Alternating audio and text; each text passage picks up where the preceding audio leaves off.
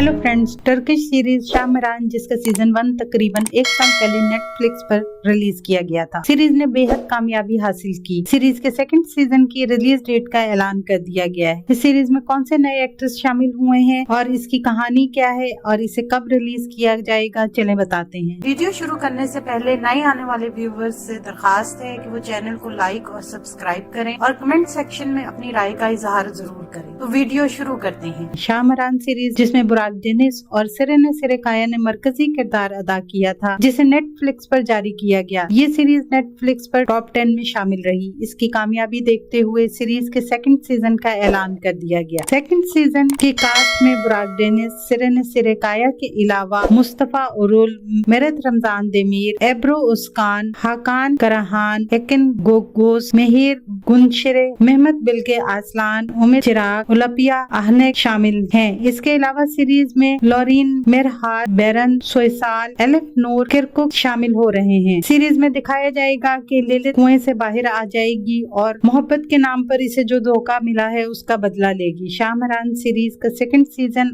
8 अगस्त को नेटफ्लिक्स पर रिलीज किया जाएगा।